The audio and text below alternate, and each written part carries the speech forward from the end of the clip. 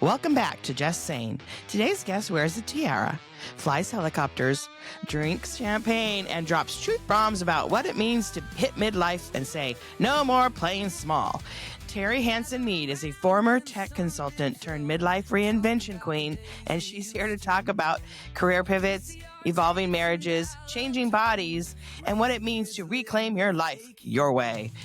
If you've ever felt lost in your 40s or stuck in a script you didn't write, this episode's your permission slip to burn it all down and start fresh. Let's dive in.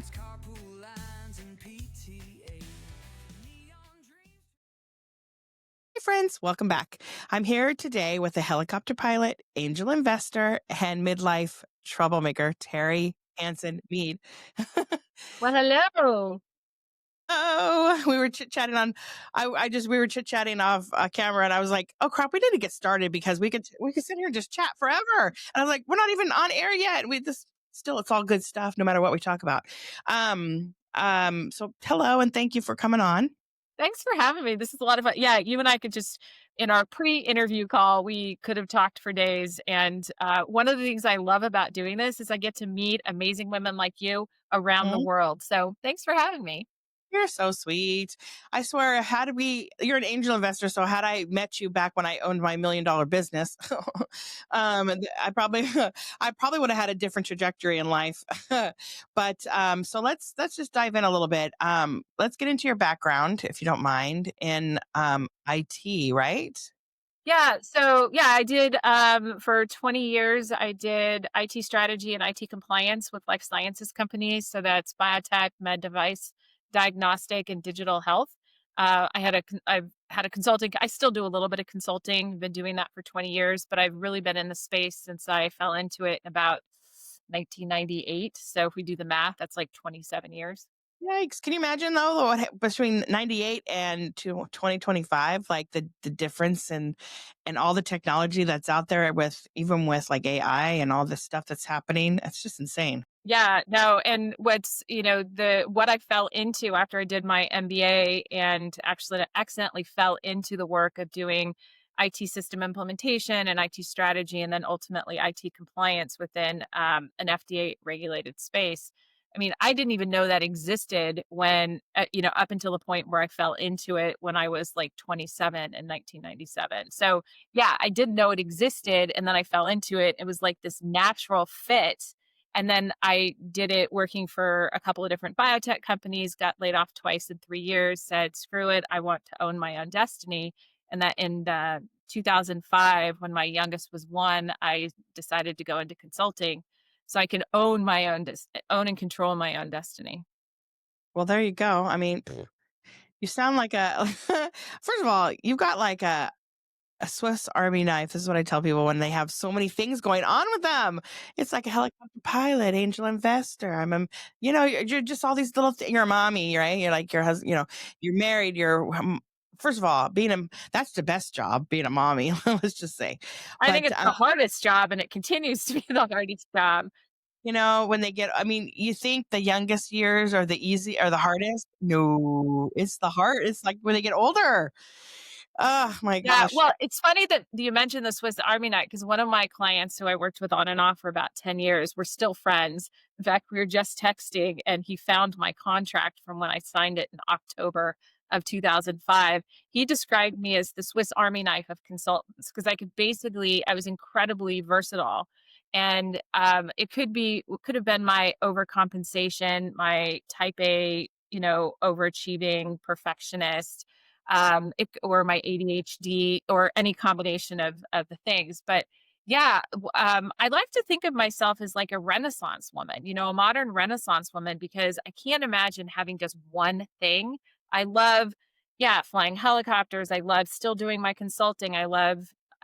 Sometimes hate it, but love being a mom, a partner, having my own life. I recently launched doing retreats for midlife women after writing my book, Piloting Your Life. All my branding's around aviation.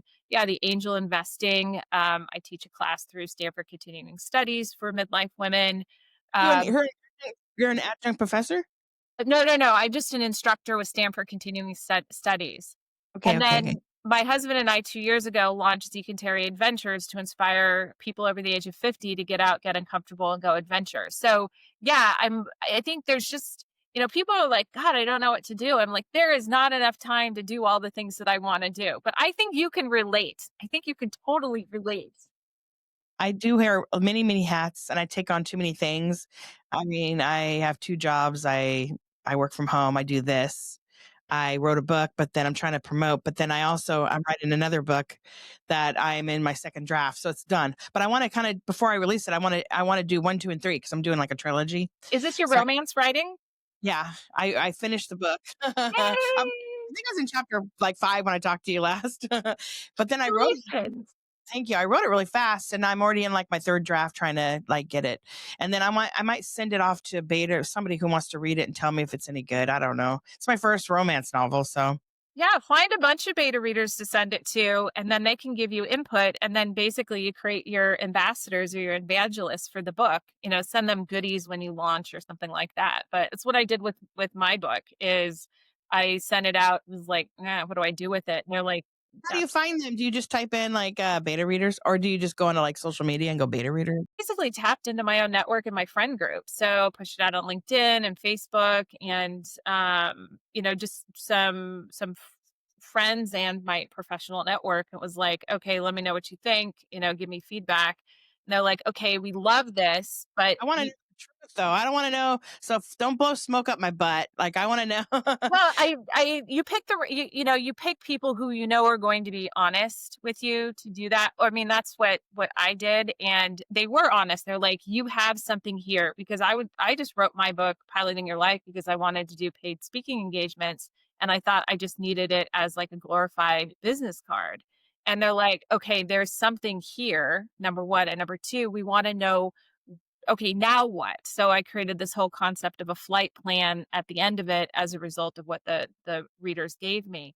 But at that point, I had to learn how to market because I was just going to use it for speaking engagements and just like leave it under chairs or something like that. And then I was at the very last minute, I had to learn to market a book. So I wrote a whole bunch of blog posts on my experience because I had to do a ton of research in a very, very short period of time because people don't realize they're like, oh, you write a book. And then, the hard part is actually marketing and promoting it. The easy Right. part is writing it. And no one would ever say writing a book is easy. Right. I mean, it is, and yeah, for sure. I mean, actually, writing a book for me was easy. Uh, my book that I wrote about myself, I can write about myself all day long, and it's in my voice. It's totally in my voice, and I think too, the romance novel is also kind of in the vein of how I speak, in the way that I like to be funny. I try to be as funny as I can, so it's very humorous. It's very 49 Shades of Grey. It's very like it's got sexy time. It's like lock the door. And it's got some thriller in it too. It's kind of a hybrid mashup of a little bit of this and that. And so Do you have a working title or a title for it? I think I'm not sure. It was Ignite Me, but then I'm like, no, I don't like the me on there because it's all fire themed. This book series is going to be about firemen. And so, Ignite was what I had on there, but I'm not married to it because I don't know.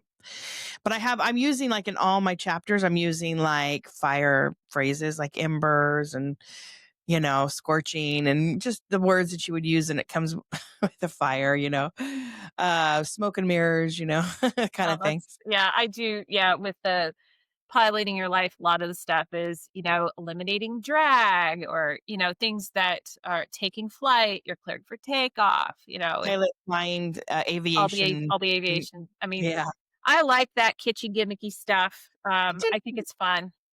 I do too. I mean, why not? It's funny how I wrote my first book. I mean, I gave no thought to the chapter naming the chapters, and they all turned out really good. I think for not naming them, and I was like, I don't know. It was my first book, and I was like, I don't want to spend too much time on that overthinking it. I'm just going to give it my first thought because a lot of times your intuition or your first inclination of what is always going to be best, then because you shop all these other ones and you're like, you come back to the first one generally. So that's how I saw it. But enough about all that. Let's back away. Okay. So, Okay, so okay, I have a lot of questions just because, and I use AI for all my questions. So these are AI questions, but I'm going to ask them anyways. So the moment you realized that you were living by somebody else's rules, I love this question. So at the age of 37, I realized that as a woman, even though I'm a cisgendered, heterosexual, privileged white woman, that not all the doors were going to be open to me, that there were obstacles in the way. I mean, I was raised as your typical Gen X woman. You can have it all, be it all. If you just worked hard enough, you could achieve anything, which is total BS, in my opinion. right? I think we were totally sold a bill of goods on that. Right. Right. Which I'm still recovering from, By the and I way, hope. just the fact that you have woman in your title makes you less than Oh, less than. Oh, right. I mean, come oh, on. and I was just talking to a friend of mine who's over 60, 'cause, at the time of this recording, I've just launched my first, retreat for midlife women in Nicaragua, and she saw the cutoff at 60. She's like, "Wait, why are you excluding me? What about the older voices?" She said, "I keep getting overlooked. I'm invisible." And I said, "Okay, the reason why I'm focusing on this is for this particular reason." She's like, "Share your show your work on this." But I mean, if we think it's bad in our 40s and our 50s, apparently it gets worse in the 60s in a patriarchal society. But at 37, I came to the realization, the slow realization that okay, if all those opportunities aren't going to be there, then what am I going to do? And I didn't really I kind of mulled that over. I mean, at that point, my youngest was 3, my oldest was 6. My husband had just started, we had decided that he was going to leave the police force in South San Francisco and stay home with the kids. And so we just had a lot of things changing. We knew when we got married that he was going to stay home because I had greater earning potential. So we knew that was going to be a reversed role. And so I mean, I was in the thick of raising kids, still building my consulting firm, but I kept thinking about, okay, how am I going to navigate this? Because it's up to me as a woman to figure out how to navigate a patriarchal society that doesn't value me and then throws those obstacles in the way. Right. And so that was when I had the realization, and I continue to fight it. But, in my early 40s, I started kind of making some moves, looking at doing things in addition to my consulting, like getting into angel investing. I got my private helicopter rating when I was 39, and then my commercial rating at 43. I've always been in male dominated spaces, refusing to accept that there were any sort of limitations. And while I do acknowledge the limitations, I am absolutely determined as a midlife troublemaker to try to break, push, disassemble, and do everything I can to make it so that things are more available to other women in the world, the women up ahead of me, the women coming up behind me, because I know that in a more balanced world, with a greater presence, greater involvement with women, greater voices, etc., we all do better in society. Mhm. Right. Exactly. I agree with that. So okay, I know there are lots of different ways you can go. I'm just like trying to unpack it all. Okay, so let's start with helicopter pilot. So do you because that's like the jazzy one, sorry. Um so do you do you utilize those skills in a like monetized way? Do you have a job as a helicopter pilot or just did you No, find it's I joke about, a girl's gotta have a hobby. So I became a commercially rate I got my commercial rating because when I got my private rating flying in the San Francisco Bay Area, it's a busy airspace, it's kind of a dangerous airspace. Flying helicopters is inherently risky, and I do a lot of stuff to reduce the risk around it. And what I found is that I learned a lot, but then over a couple years, my skill set, my knowledge got narrowed because I was flying in very familiar space to me. I knew how to navigate it. I knew how to talk. I knew where all the checkpoints were. I have my own personal safety rules. Like the FAA regulations may say you can fly within this parameter that's huge, and my comfortable space is not comfortable. It's part of the risk assessment. It's narrow. My standards are narrower under the conditions that I'm because you willing to value fly. your life more? Well, as the primary breadwinner, as the mother, and I like to live. So I do things to mitigate risk. And so one of those things that I decided was to go get a commercial rating so I could then learn and expand out because it's like a rubber band. The further you pull it, you never go back to that same spot that you started. So even though I got my commercial rating, I never wanted to risk financially everything that we've built in hiring out my services. So I didn't get paid to do I don't get paid to do that. And I actually haven't flown in a couple of years. And this is one of those things that's I it troubles me to say, yeah, I'm a helicopter pilot, but as a woman, I've got to downplay it and say, well, I haven't flown in a couple of years. But I'm the reason why I haven't flown in a couple of years is part of my risk mitigation strategy is always to fly with a flight instructor. So even though I'm trained and qualified to handle everything, in the event of an emergency, I would love to have another qualified or more qualified person to help. Mm. It's just part of my risk mitigation strategy. And the gal I've flown with a bunch of flight instructors over the years, and the last gal that I flew with, she got pregnant and she went to go work for the sheriff's department. And the thing is that every time I have to break in a new CFI or flight instructor, it's especially breaking in men so that they're not trying to compete with me or mansplain. I mean, there's a lot of machoism in the machismo in the pilot space, and there just were no other women flight instructors at the time for me to fly with. And so I think the place that I rented through is in Hayward. I live in Redwood City, so I've got to go across the bay now. There's only one place in the Bay Area that I can rent from. And oftentimes these places they close down and then another one will open up at a different airport. So I'm either flying out of Palo Alto, San Carlos, or Hayward, depending upon where there's one place to rent out of. And I Sounds like it sounds like you're very cautious, but then to be in a helicopter makes you more of a risk taker. Yeah, Too. I describe myself as a calculated risk taker. You Yeah, know, that's what yeah, that's how I'm envisioning you. I swear you're like, I mean, I don't know, riding on the backs of a motorcycle or riding a motorcycle sounds the same to me because to me that is like one of the most dangerous things I feel. But being in a helicopter, holy crap. well, And then it's being in well, control and of it. I'm afraid of heights and I'm claustrophobic, and people are like, "How can you do it?" Well, it's a control thing. I can control it. I have when I'm flying, and I just I have the control. I have the controls. I'm on the controls. So Zip lining one time and I cried the whole way down. The 9 different times I had to do it. It was scary as shit. I cried and they're laughing at me behind me and I'm like, "Don't laugh at me." And I cried the whole time. It was it was I'm sorry torture. that was experience, but like becoming an angel investing, for I don't know if your audience knows, but it's basically investing in startups or early stage ventures, and it's inherently risky from a financial perspective because most of them are not going to succeed. And also, and unlike venture capitalists, a lot of people have heard of VCs. VCs spend other people's money. As an angel, I invest our money. But when I got into it, I said, okay, this is how much I'm going to invest over 2 years as I, give this a shot. And so I set aside the amount that I was willing to risk. And, I told my husband, I tried talking it out, but he's like, if you decide it's fine, I handle all of our financial stuff. He's like, if you think it's fine, it's fine. You do you.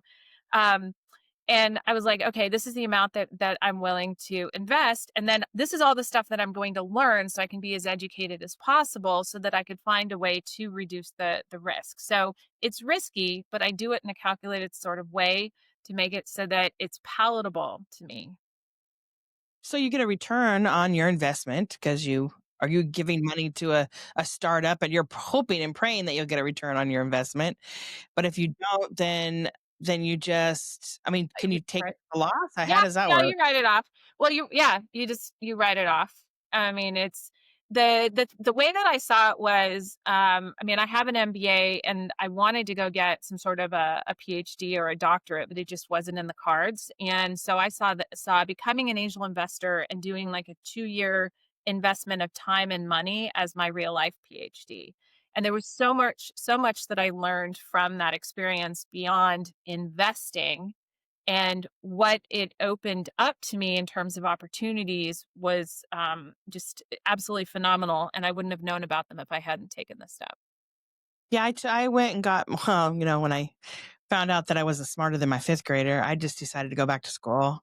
I got I and it was true because I was homeschooling him, and I was like, "This is not right." And so I put him in school, and I went to school. My daughter was 3 at the time, so it was perfect timing.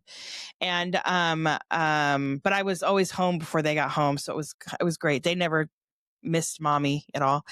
And, but I got my, administration, marketing, and then went and got my master's in same thing, but, with an emphasis of project management, which I should have. I mean, now I'm looking back, I'm like,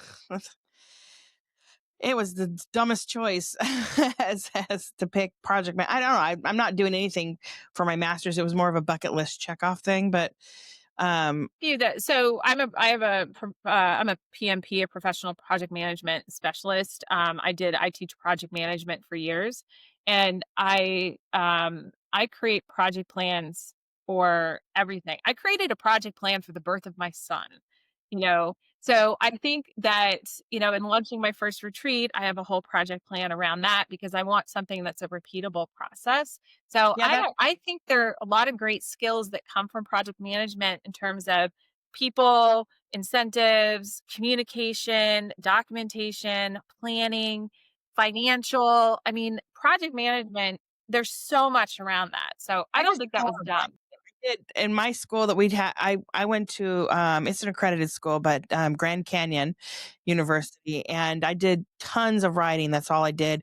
And what it did is it made me a better writer. And then I wrote a book right after I graduated. I'm like, and so now and then now, I mean, I was able to, I can spit out a book really fast.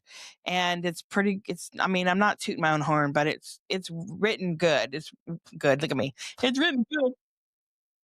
Whatever. It's written good. Sorry. No, that's funny. That's funny. I just can't even with myself today. People that know me, they're like, Jessica, you're so stupid. Okay. No, you're not. You're not. It's just the things that come out of our mouths. Yeah, no, it's It's funny. lovingly. The ones that know me, because they know I'm a goof. Like I'm just a goofball. Yeah. And in life and in work. This is even in work, I tell people I work remote because I don't think people in the office could handle me. I'm like, I'm a bit much. I'm like, I'm a hard pill to swallow. Let me just say it right there. So I often say something similar to that. I'm a big personality, like you're a big personality. I take up space, but at the same time, I give a lot in energy. I give a lot in other things. But we have conditioned. I keep coming back to this, and I'm hoping that you're not going to yell at me. In a patriarchal society, we are conditioned as women to if we do not tone ourselves down, we're supposed to take up small spaces.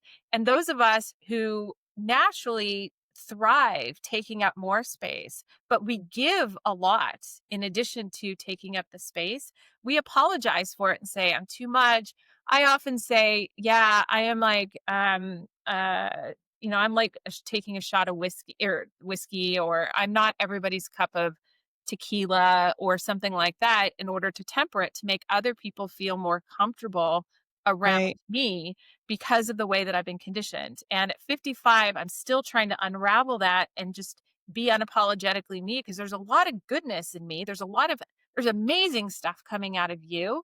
And the fact that we've been conditioned to apologize for that, to feel like we have to play smaller, that somehow our existence more negatively impacts other people around us, that both infuriates me and saddens me to equally. Right. And then motivates you too to like speak out against it. Yes. Be- yeah, exactly. I hear you, sister. Yeah, can you see a little coach in my own head going, Terry, don't because we'll get off of this. We'll get off of this and I'll go, oh my God, I can't believe I said that. I can't believe I said that. I should have said that differently. And it's like, first of all, most men don't even think about that. And secondly, most people are not paying as much attention to what we think are our foibles or some of our mistakes. And I really I want to find a way to reduce the noise around that because there's so much more that I can be doing with that is made up, that's being consumed. Like that brain space is being unnecessarily consumed. Yeah, I feel like Yeah, when I have to go into the office or something like that, it's, I mean, I make everybody laugh. I mean, You're that's one bringing thing the party. You are bringing the party, you're bringing the fun, and I'm not right trying now, to we be need that. boring, I'm not yeah, I'm not trying to be like one of the guys, I'm just trying to be myself, but I do wear my personality on my sleeve. I am very loud and I'm not PC, so I'll say things that might be crass, and that's just how I am. I have brothers and sisters, but I always hung out with my brother's friends, and so I don't know. I'm just I'm a tomboy, and I don't know. I just don't. I'm just. I hate that I'm sometimes I can't rein it in, and but like you said, I mean, they make us feel that way though. Like And we're complicit by tone policing ourselves and then tone policing other women. We're actually complicit.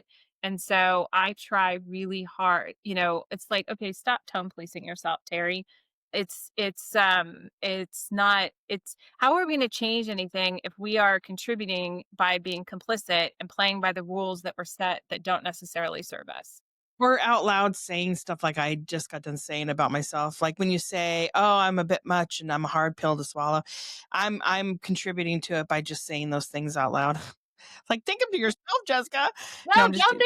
don't think of them at all. I mean, that's the brain space that I was just thinking. It's like, Oh, I think hear of what all you're the saying. crap that and like me at 55, like I have always been an energizer bunny. It sounds like you have too.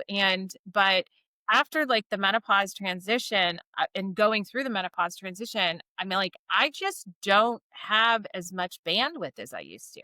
So I have to Like be. you're giving us fuck. Sorry, everybody, but you're Oh my giving god, I had a jar of fucks up here, by the way. The remaining jar of fucks that I have, one of the gals, in my Stanford class last year gave me the jar of fucks because in my class, I talked about I use the word fuck a lot and, not having a lot of fucks, but I just don't have as much bandwidth to be spending on the things that are not in service to what I want to be in the world, contribute in the world, and what I want to take from the world.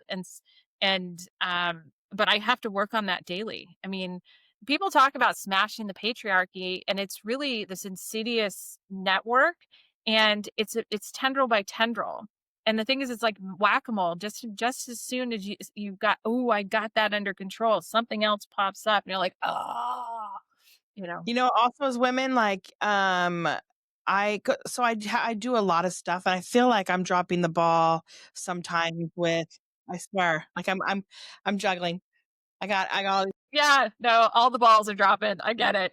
sometimes I feel like I'm dropping the ball. Like I'm doing this podcast. I'm doing things that are taking away from my family, or like I'm taking away from cleaning the house or doing the laundry or going out in the backyard and hosing down the back. I don't know, whatever. I'm from chores, like it pulls me away from, and and I also, I don't, it's my fault, but I'm out of shape. And so I really need to start working out and getting healthy. And I'm choosing to do things at my desk all day long instead of doing the things that I need to do. And, but I feel like a lot of women, they don't pursue other things because they're like, oh, I can't drop these balls. Like these balls I can't drop because, and so I'm doing the podcast because I enjoy it. I enjoy talking to people and finding out different stories, and it's intriguing to me. It's Yeah, exciting and I love it. you are choosing your joy. So all of this other stuff, it's like either, and trust me, I struggle with the same thing. It's like I should be, I should be, I should be, I should be. Um, all these we as women in the United States are conditioned to put everybody else first. And when we are in service to others, we are of value. When we are productive, we are of value in a patriarchal society. If you can't tell, I've spent a lot of time thinking about this and researching it and trying to figure out. But the thing is that our kids, yes, I was just talking the other day with someone. I chose to have children, and therefore, when I wasn't doing anything else, when my husband was staying home, I had to spend time with the kids, which meant I was not doing anything for me. I was playing soccer once a week. I was not spending time with friends. I was only working, and I wasn't even investing in my relationship with my husband, which I should have been doing first. That should have been like the top of the thing. But all the things, it's like we don't have the perfect house, and if we don't have the perfect gifts, and if we are not supporting everybody else in the community, somehow we are bad. There's this amazing book called On Our Best Behavior by Elise Lonin, which she talks about the weaponization of the seven deadly sins to oppress and suppress women. And it really does talk about the whole good girl mentality and how we are, you can either a good girl or a bad girl. And if we are not complying with what's expected of us in a patriarchal society, then we are bad girls and we are bad. And I am choosing to be more bad than good, because being in good means I'm being in service to others and complicit in the patriarchy, and I'm not necessarily pursuing what's important to me. At the time that we are recording this, I just launched my website for my very first inaugural retreat for midlife women, which will have already happened by the time this episode comes out. And it's terrifying to me. I mean, that I'm putting this on. It's 8 women in Nicaragua, partnering with a friend of mine, and of course, I wanted it to be perfect. But in pulling it together and trying to think about who I'm targeting, it's so important that the messaging is going to be around, this is you. This is an investment in you. You get to design and live a life of your own creation. You get to let go of all of the expectations and rewrite the rules. But even though I, wrote this book, let's see, I launched it in 2019. So at this time, I actually in 2018 at this time, I hadn't even decided to write the book. I had started at December 1st and doing the research and launched it September 1st the following year. It was my book baby. Yeah, no, it was really fast. But I couldn't have done it any other way. But even in all the research and everything else, and the continued research that I do for my blog and for my YouTube channel and to teach the course, and all of this, I mean, I'm still learning about how to show up for myself in the world. Just last week, I wrote a blog post on how I continue to center my life around my husband, and how we women are conditioned to center our lives around men. And it's like, I'm 55. Why am I doing this? But that's because our parents, I'm not sure about your parents, but my parents, they modeled that type. And that was what parents, that's how it was modeled to us when we were younger, is that mom is the homemaker and does the cooking and the cleaning. And the dad does the work and the traveling, to work, and then comes home and does the yard work. And We were flipped. I was the bread yeah, maker, but somehow yeah. I was responsible for making the money and doing all of those things. I mean, my husband did the laundry and we had a housekeeper, and he was responsible for making sure there was food in the house, and he reluctantly making meals and stuff. But there was still this expectation that I still manage the emotional connections, the social connections. Right. There was still an expectation that I still handle all of that, be thin, in shape. Kids all had the right outfits at the right holidays.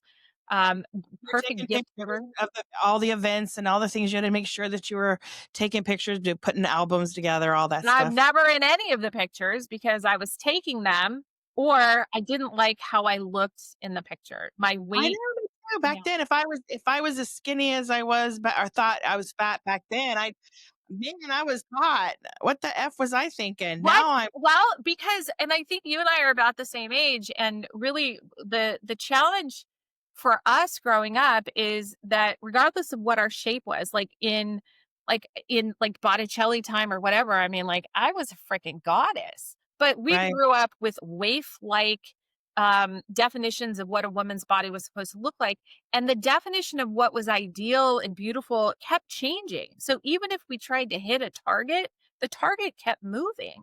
So right. we were constantly shamed for not conforming to an ideal that was designed by men to kind of control us, and keep us, because we women are not allowed to age. But it was like this moving target. So there are very few of us who could have ever achieved the ideal. And so we were like shamed into thinking that we had done something wrong, when it was somebody else defining what the rules were and the expectations without taking into account what reality was.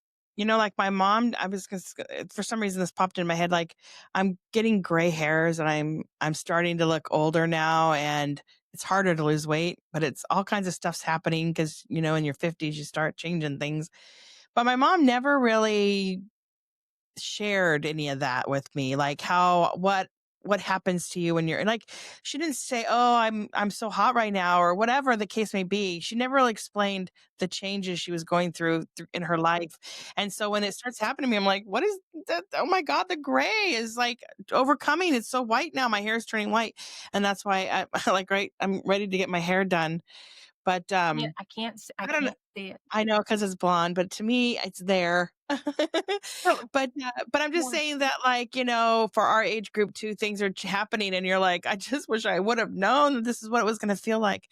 Yeah. But can I Well, ask you a that's why question? but that's why I wrote Piloting Your Life. This is the what I wanted to this is what to expect when you turn 40 and then, in your 50s.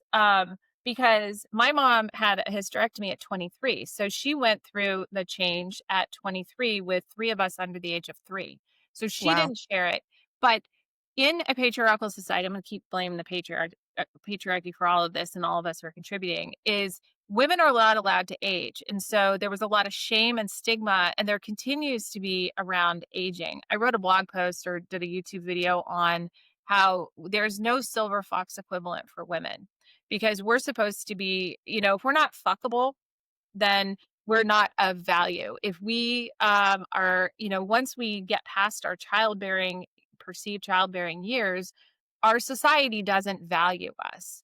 And my friend was just so devastated when I had the cutoff for this retreat at 60. She's like, I missed that.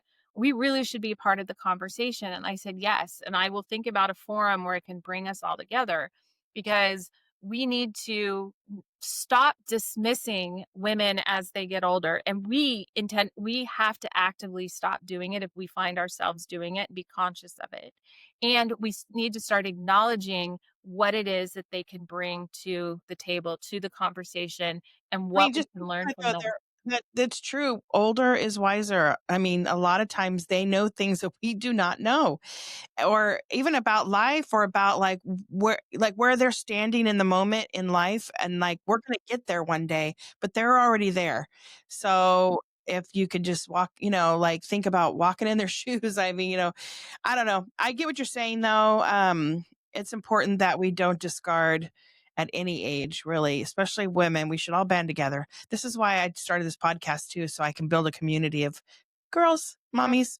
Well, and Yeah, this is why I think it's important that we have multi-generational friends. So we have friends who are younger or younger, wrong direction. We have friends who are older, and we also have friends who are younger. I would call some of my kids friends. My kids are 21 and 24. Some of their friends, I would call them my friends. And recently I did, my husband and I with Zeke and Terry Adventures, we went to Europe for 7 weeks as part of our content capture, and my husband cycled from Munich to Venice for 2 weeks with his friends, and I went to Strasbourg, France for 2 weeks by myself. I'm totally a Francophile, hadn't been to the Alsace region, and I wanted to work on my French language skills. Ended up hiring a tutor. Her name is Manal. She's 21, same age as my youngest. And we ended up totally hitting it off. I even rented a car one day and said, "Hey, do you want to come with me?"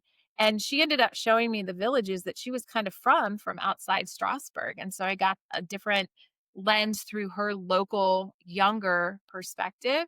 And I continue to work with her twice a week. And it isn't just for me to work on my French. She and her boyfriend just broke up. She started her business. And so I get to be a mentor to her. And then she also shares with me like her perspective and what she's going through, and I learn from her, and I absolutely love it. I love having multi-generational friends, women friends especially. right. Well, you learn things that are, I mean, you learn things from the younger ones and the older ones. I think you learn just from everybody. I mean, I totally agree with what you're saying. Can I ask you a question about like because you're a midlife coach, right? Or how would you Well, put that? so I've been asked to do coaching, and I have not officially launched it, but I think 2026 I will probably be pulling together an online course and probably launching some sort of a coaching type thing. I have coached and mentored for free through all sorts of different platforms, whether it's through my consulting work, whether it's through my angel investing with founders and other investors, or I volunteer with Springboard, which is for women founders. It's an accelerator type of a program. So I've done a lot of mentoring and coaching for free, but I'm trying to find a way to generate some revenue for the next phase of my life. But that's a long way of saying I'm not a paid coach, but I've done a lot of it. Cause I mean, so I don't know. I always look at midlife. It's not like, oh my gosh, it's like your second chance to like rebuild and 100%. be totally different. I mean, a lot of women deal with identity loss, and I deal with like this, like imposter syndrome. Like here I am on a show, like really, do I really have what it takes? I mean, I'm kind of Absolutely. obnoxious. You know what I'm saying? But I mean, or what are the F or the what the F moments? You know what I'm saying? Like, so any advice for women that are out there like trying to reinvent or trying to break out of the box? I mean, do you know what I mean? Well, okay, so there's a lot in there. The whole imposter syndrome thing, I can't tell you the number of times I wake up in the middle of the night and go, "What the fuck are you doing? You're not qualified to do this. Right. Why are you doing this?" There's this book called Feminist Fight Club where the author has a chapter called What Would Josh Do? Josh is a mediocre white guy. Josh does all sorts of things without thinking about all the stuff that we think about. He does things he is absolutely not qualified for. He applies for the jobs he's not qualified for, and he doesn't ruminate over the things. He just does them. He doesn't I don't wanna say overthink them, but, like you and I are talking about, like, who when I was writing who am I to write this book? Why does somebody like, I'm not a doctor, I'm not a therapist, I'm not who am I? And I did hire a writing coach and editor to work with, and she said, "This stuff may be out there, but it's not in your voice."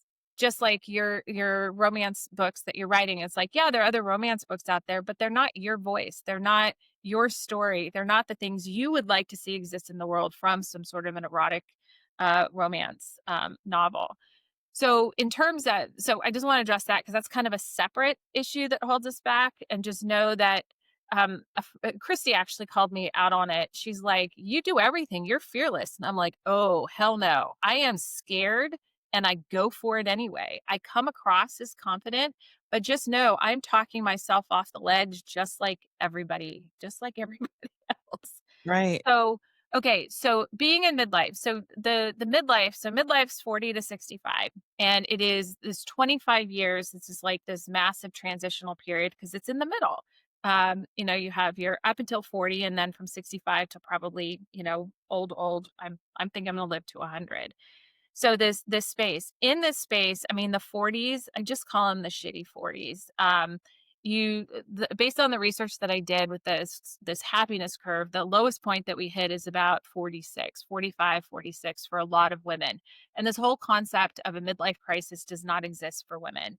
The guy who came up with who coined the phrase did it after researching men. Women weren't even part of the research of the equation, and there really was not a true crisis. Only 10% of the men in the research really had any sort of a crisis, but media caught on and it was catchy. And so midlife crisis became a thing synonymous with, really for men, sports cars, young women, divorce, hair plugs, whatever you want to, anything to look virile and, Red convertible. red convertible, exactly. So this whole concept of midlife crisis, women weren't even included in it, and I actually see it as an opportunity, just like you said, this opportunity for a reinvention. In our 40s, our hormones, if you're naturally going through the menopause transition, and this is general because some women start earlier, some women start later, some people have surgery, cancer treatments, whatever that forces them into early menopause.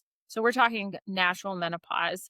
And so the hormones start fluctuating, which start messing with us. We start facing mortality. There's divorce. Our kids need us less. Our parents are aging. We may lose our job. I mean, there are like 7 different triggers that get us to start asking, is Feel this like all?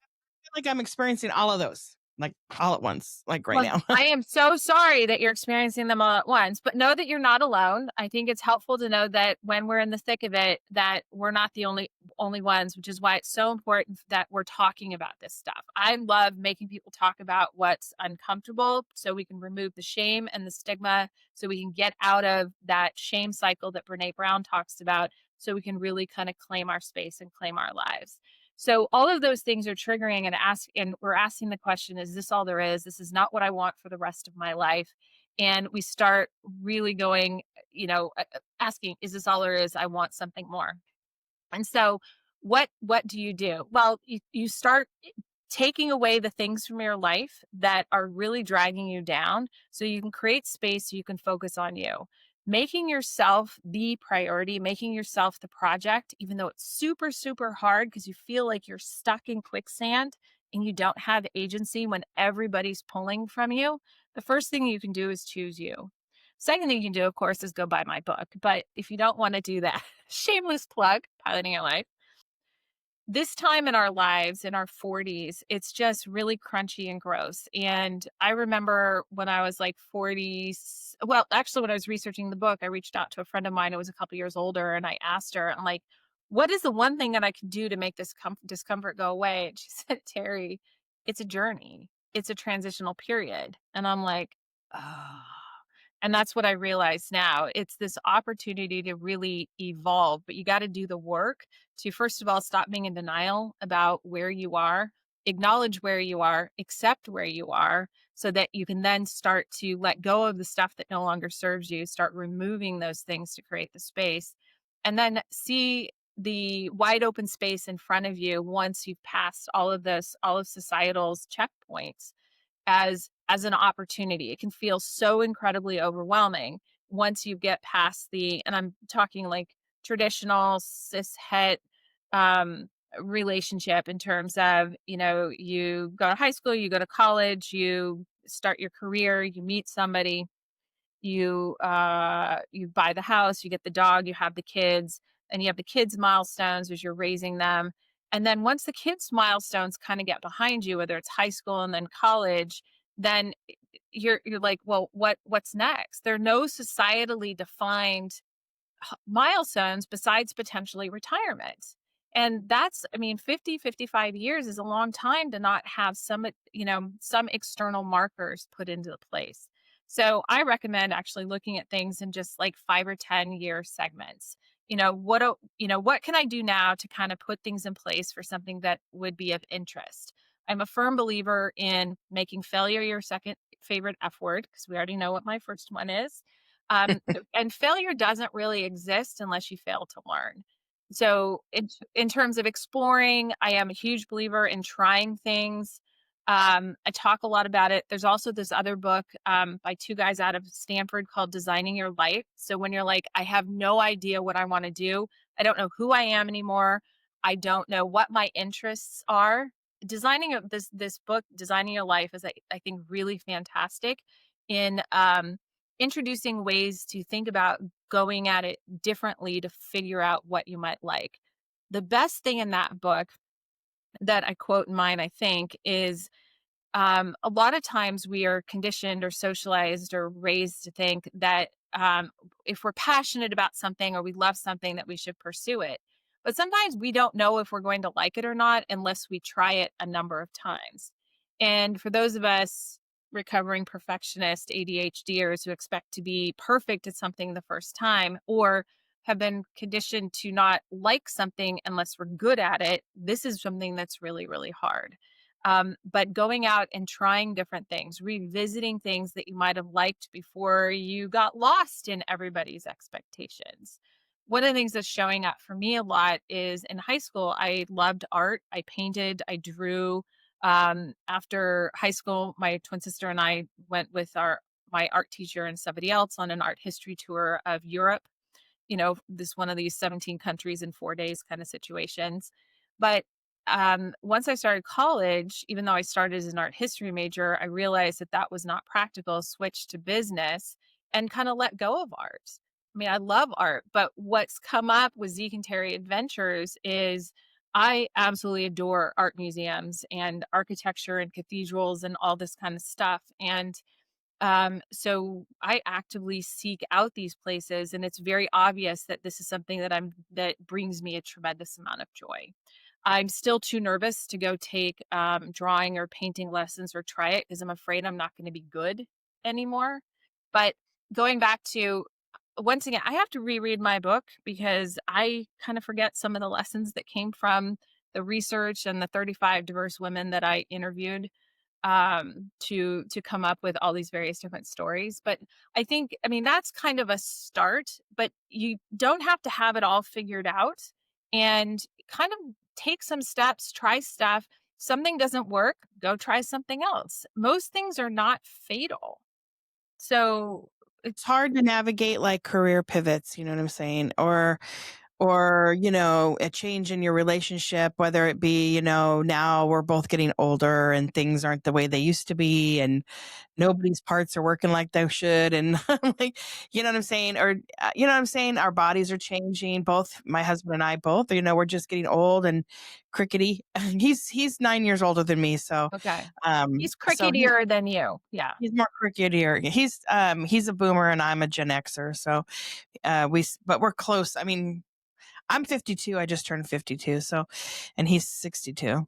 We're 9.5 years, 9.5 years apart. Yeah. No, there's a lot to navigate in there. I just found out that a friend of mine separated from a husband and is getting divorced. Their son just graduated from high school, and it's like not surprised. I mean, we're seeing most of the gray divorces being initiated by women, and you see a lot of people going, "Wow, back in the day, my grandparents and my parents, they stayed together." I'm like, well, they had to because the women didn't have a choice. They couldn't Right. buy a house, they couldn't make money, they couldn't get credit cards. And now women have choice because they're not always financially dependent upon men. First of all, I love my husband, but, and Suggesting that you get I divorced. That know, I know, I'm just saying that but that just came up. I love it. Don't make me leave him. No, I'm just teasing. No, I love my husband. And the thing is what I'm trying to say is like, well, in my case, I accept all of his ailments and he accepts mine. And so the things that I think that are terrible about myself, he will not mention that I notice them too. Like, he and I do the same. I will not notice things about him and I won't say it because it's rude. And I'm not trying to put it, you're already feeling a certain way about yourself because you're changing. I'm not going to sit there and put it on channel the news. You know what I'm saying? I wanted to say the news because I work for the news. I was going to say my news station, but I won't do that. Um, you know what I'm No, saying? it's there are a couple things there. I mean, there's a reason why I think we start to lose our vision, our close vision, because then we don't see everything as up close.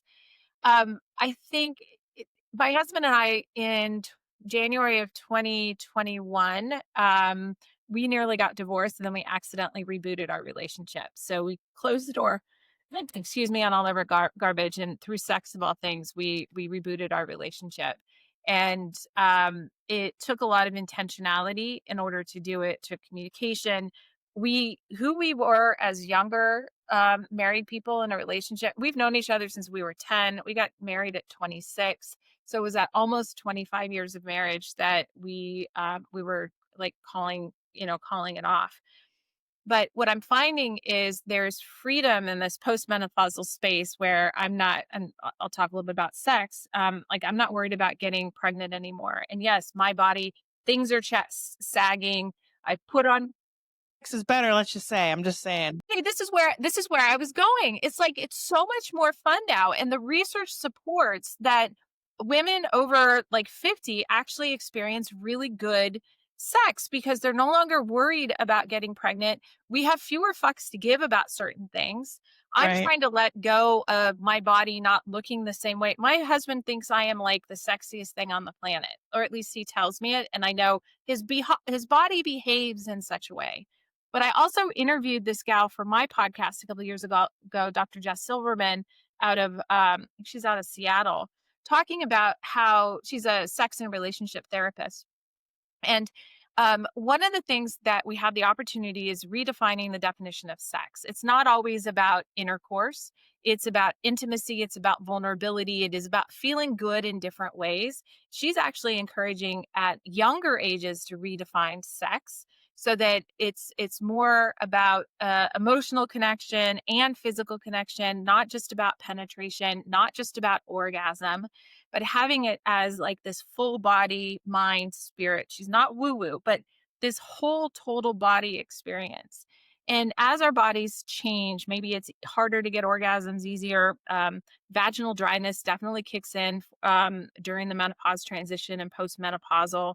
Definitely a use it or lose it kind of situation.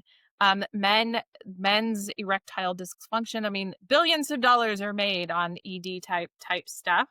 I mean, there's a way to revisit it with a lot of being having it be super fun. Sex for us now is so fun. It's playful, Right. it's fun. We've tried various different things as part of our reboot. And we look back and we're like, well, that didn't work. I mean, the leg cramp or the what were we thinking on that? The sex club that we went to. I mean, it's just I think there's a lot of fun to be had. At the same time, what I have found in my research and then also anecdotally and then also personally is since we didn't put our relationship first, we put everything else first. We had to build something new because we had completely gone off course. And this is what happens when our kids are older, need us less, our jobs are changing or whatever, and we start asking, is this all there is? If we are not intentional about communication and spending time and finding ways to be vulnerable with each other to have a strong connected relationship, that's where things go sideways. But it's a part-time job to invest in a relationship, especially when you've been together a really, really long time. Yeah, I totally agree. But I still, I still give a little mystery. Like I don't dress in front of him. I don't know why. That's just my own personal thing. Well, I don't go to But the bathroom in front of my husband. I, I mean, there's just still some things that I don't know that did them when we were younger that I still do to this day that kind of gives us a little, I don't know. We just 28 years together and still working, whatever it's working good. And we're best friends. And so I think we're just really like, we always think that we're just like, talking about this about dating too. He's like, thank God, we do not have to go out and try to date. He goes, I don't even know what it would be like.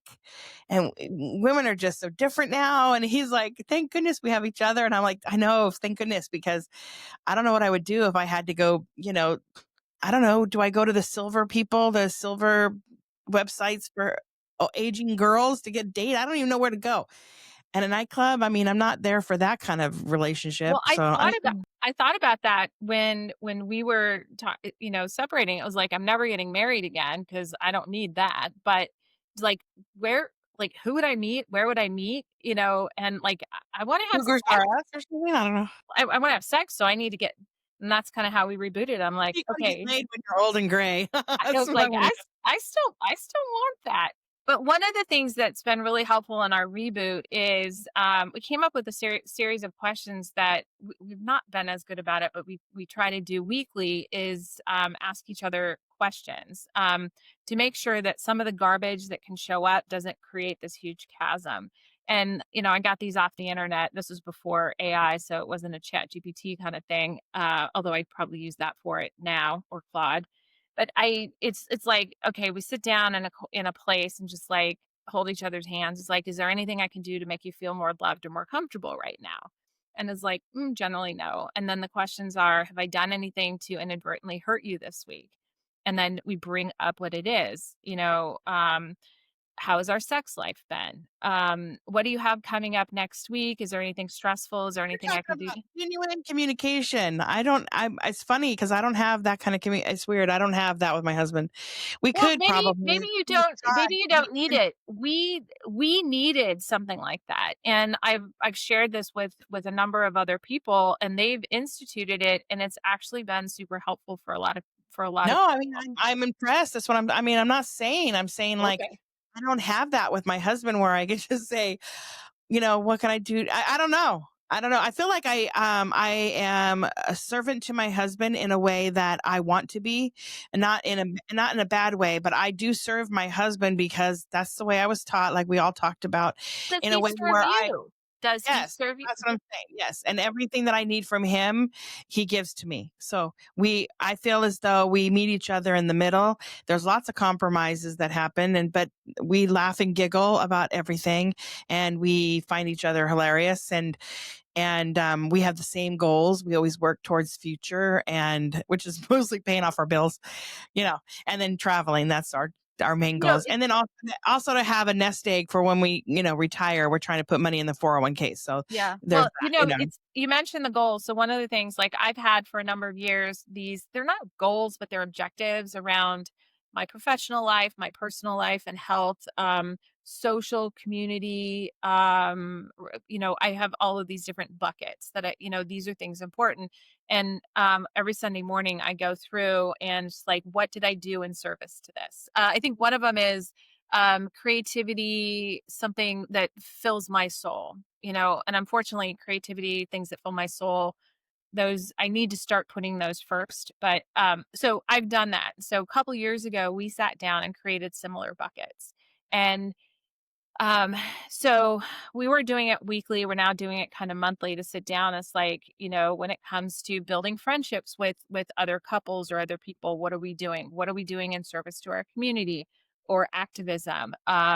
Our financial goals, what are we doing in terms of the kids, these various different buckets to make sure that both of us are moving towards so it's not a specific goal to say, pay off this by such and such a date. It's like, are we taking action in pursuit of, financially sustainable through the rest of our lives or whatever the bucket is.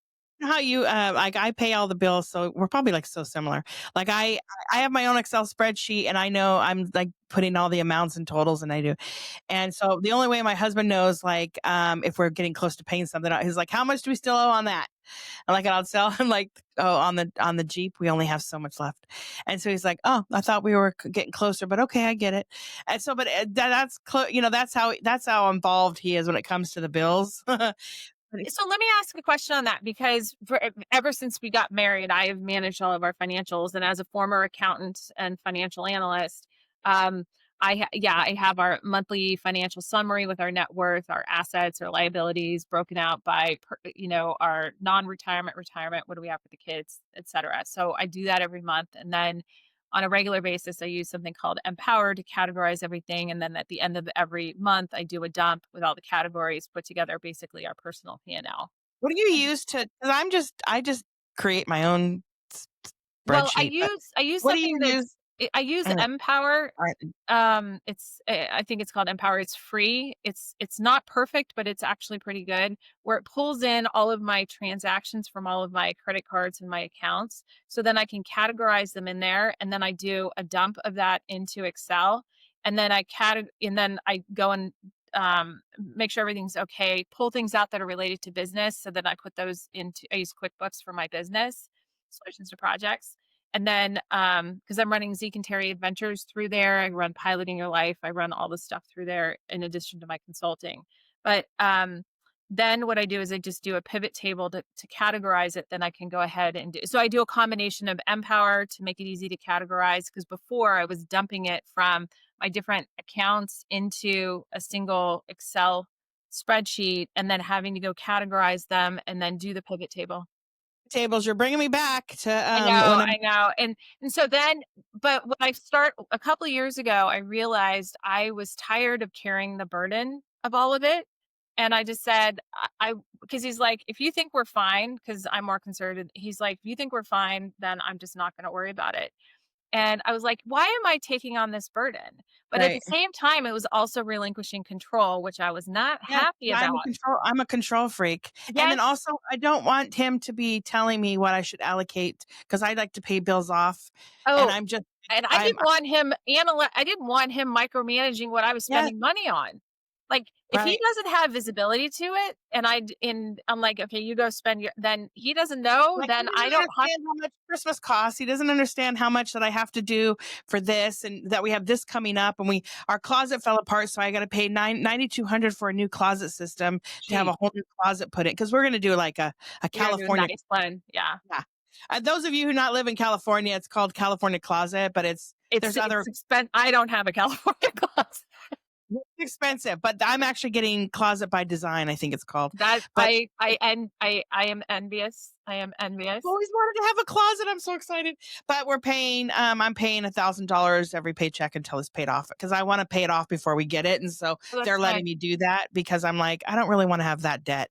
And so I'm doing it that way. We're halfway there. But Awesome. anyways, So, but the accountability piece. So, like, it sounds like he'll ask every once in a while. But what we were trying to do is, I was trying to sit down like on a monthly basis to say, hey, this is where we're at. Here are what some of our targets are. Here's some of our concerns. We can see it trended. And there, at one point, I was like hoarding cash because I was just afraid of what the market was going to do. Especially when we had the Silicon Valley bank crash and the Fremont bank crash, and it was like, in the event things go completely sideways, I like squirrel things around because I like the backup to the backup to the backup. And so hold the on. Hold on one second. We're gonna. My second one. She's trying to jump in. Okay. Hold on. I don't want Well, we'll try to. to wrap up the next five, right? Yeah, because she's not supposed to be here till 12:30. Chat support. Okay. Oh no no no. This is okay. I don't know why she's chatting with me. I apologize. No, I did that's not okay. mean to interrupt you. But No, go ahead. okay. So I was just saying the backup to the backup. So he pointed out that we had too much cash swirled around, and so I had to kind of let go of my conservative nature, and I just took it and I paid stuff off, and I'm like, okay, I know that we can do this, this, or this, and it was helpful to have his less conservative perspective on it to talk me off the ledge to make it so that um I actually took his advice and we did something a little bit different. I mean, he's a smart guy. I shouldn't be discounting it. Give up a little of the control, or to have him. I mean, did it actually take a little weight off your shoulders? I mean, how did it You really know what? feel? It did. It took the weight off my shoulders. It helped reduce some of my fear. Brene Brown talks about shame can only exist if you don't give it light and talk about it, whatever. And I think fear is the same way. So for me to sit down and say, look, these are the things that I'm afraid of. This is what I'm hedging against. And he'd be like, you know what? I think we can handle it. Don't worry about it. Let's work towards this, or work, or have this conversation with the kids, or whatever. I mean, we're fortunate from a financial perspective, between my consulting being super super lucrative. My parents had gifted us some stock, and so we're in a comfy position, assuming the world doesn't implode. But it's nice to it's actually nice to share that responsibility. I was so afraid. Part of it comes from my dad. My mom stayed home. My dad worked. I mean, they got married when my mom was 20, my dad was 23. My sister and I were oopsie babies. And my dad always controlled the money and weaponized it. And my mom yeah, and my mom never really had the independence or the control or whatever. Now they're totally fine financially, and I think she has the freedom. But there were times when she would be mad, they'd get into a fight. She's like, I'm going shopping. We're going shopping. And I'd always have a new outfit for a dance or, whatever, because of the friction with the money. And I think I've swung so far the other way from a control perspective. I'm like, I don't ever want to be in that position like my mom. So sharing that is actually really nice, and it also builds this additional level of trust between me and my husband that actually strengthens our relationship. I feel like we've been all over the page because I love talking with you. You're just so This was smart. so fun. Thank you. I'm just having so much fun. Can tell me the name of your book again? Because I Okay, know that my book is Piloting Your Life. And piloting. it's available. I recommend that you can get it through independent bookstores, bookshop.org, just because I like to support those. But it is available in ebook, paperback, and audio, so you can get it on Amazon. If you hate my voice, you probably haven't gotten this far. But I narrated the book. It was really important to me. I was gonna go with a publisher, but they couldn't guarantee that it was going to be in my voice. And I'm like, I'm going to do it on my own. The first book I need to read. The second book, maybe not so much. So, but yeah, piloting your life. You have a website for like a landing page with all your stuff on it. Yeah. So Terri Hanson Mead, which you'll have in the show notes, terrihansonmead.com. There's one for piloting your life. So pilotingyourlife.com. I have a YouTube channel. I have Instagram. It's all under at Terri Hanson Mead. TikTok. Once again, if you've gotten this far, you know I'm slightly irrelevant. Irrelevant. I am not irrelevant. Irreverent. Um, most, we talked about bodies, and I know we're going to wrap up. Recently, I started a GLP-1 journey, and so I shared a bunch of stuff around that. It was triggered not because of how I looked, but because I have osteoarthritis in my knee from all the sports, and we were trying to find a way to avoid knee surgery. So I was trying to lose some weight and do PT and exercise. And by the time this airs, hopefully I will fully recover from my partial knee replacement. But I couldn't avoid it. But I talk about that. I talk about all things midlife and hope. My hope is to make other women feel less isolated and alone in their experience and get us talking about things we wouldn't otherwise talk about. So at Terri Hanson Mead or Piloting Your Life.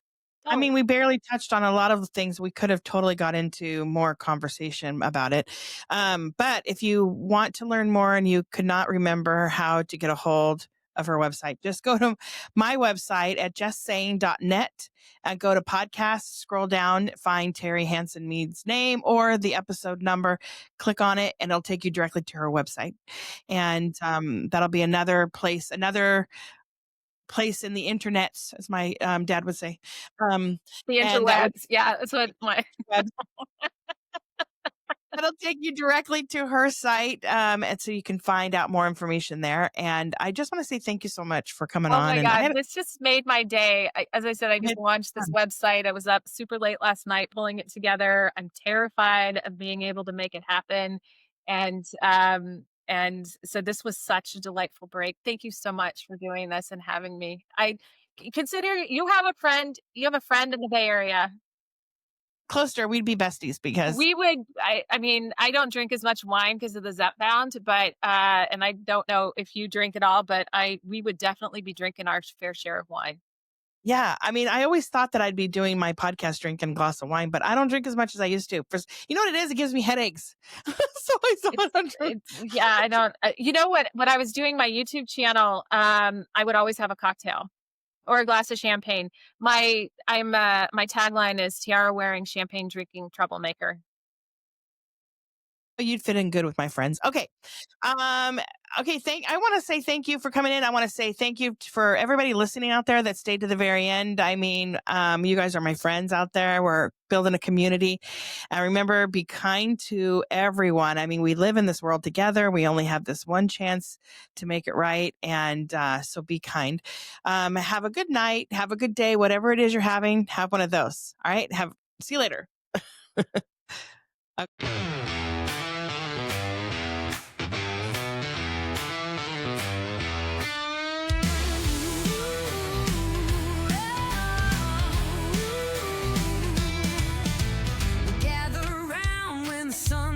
Low, talking about the days we used to know.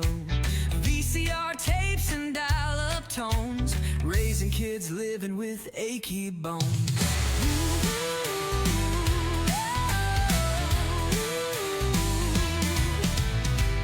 Leather jackets and big hair days, now it's carpool lines and PTA.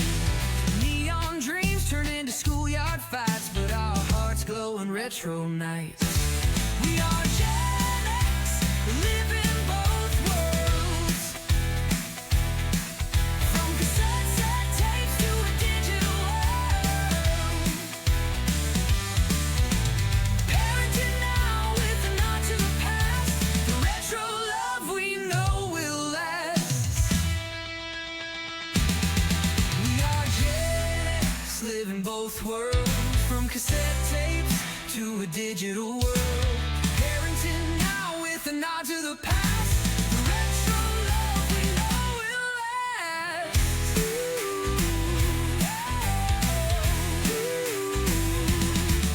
We dance to the beats of the boombox sound. Now bedtime stories echo all around.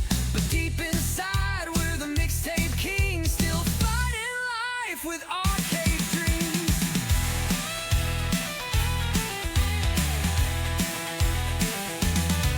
Feeding families with a pizza slice, telling tales with the side of advice, laughing at the way